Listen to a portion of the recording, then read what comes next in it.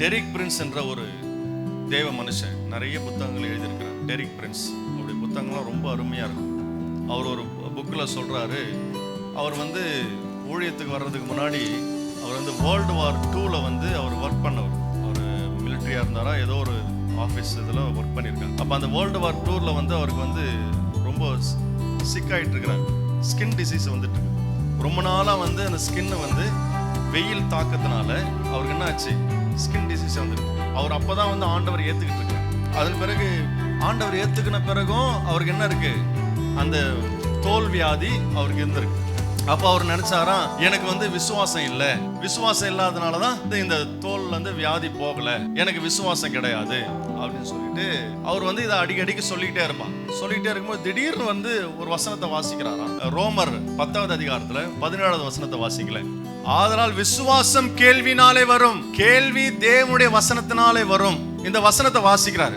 தேவனுடைய வார்த்தையை கேட்க கேட்க கேட்க கேட்க விசுவாசம் வளரும் அப்படின்னு சொல்லிட்டு வசனம் சொல்லியிருக்கு. உடனே அதை என்ன பண்ணிட்டாரு, அவர் மனசுல வச்சுக்கிட்டாரு, ஓகே நம்ம விசுவாசம் வளரணும்னா வசனம் உள்ள இருக்கணும், வசனத்தை அதிகமா நான் கேட்கணும், வசனத்தை அதிகமா நான் தியானம் பண்ணாதான் விசுவாசம் வளரும்னு சொல்லிட்டு அவர் என்ன செய்ய ஆரம்பிச்சாரு, சரி நம்ம முதல்ல இருந்து பைபிளை படிக்கலாம்னு சொல்லிட்டு பைபிளை படிக்க ஆரம்பிச்சான். பைபிளை படிக்கும் போது ஆண்டவர் செஞ்ச ஒவ்வொரு அற்புதத்தையும் பார்த்தாராம்.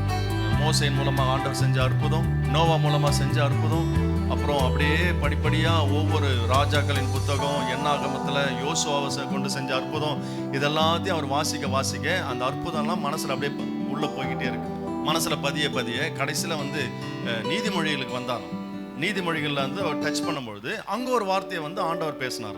என் மகனே, என் வார்த்தைகளை கவனி, என் வசனங்களுக்கு உன் செவியை சாய், அவைகளை கண்டுபிடிக்கிறவர்களுக்கு அவைகள் ஜீவனும் உடலுக்கெல்லாம் ஆரோக்கியம்.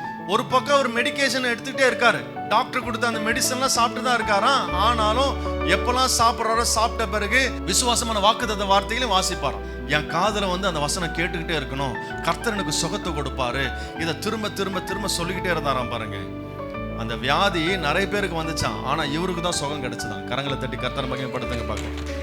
காரணம், மெடிசன் ஒரு பக்கம் எடுத்தாலும் ஆழமாக நம்பினார். மெடிசனை விட இந்த வார்த்தையிலே வல்லமை இருக்கிறது என்று அவர் நம்பினதுனாலே அவருக்கு பூர்ண சுகம் கிடைச்சது. இந்த உலகத்துல சிறந்த மருந்து எதுவென்று சொன்னால் ஆண்டவருடைய வார்த்தை மட்டுமே.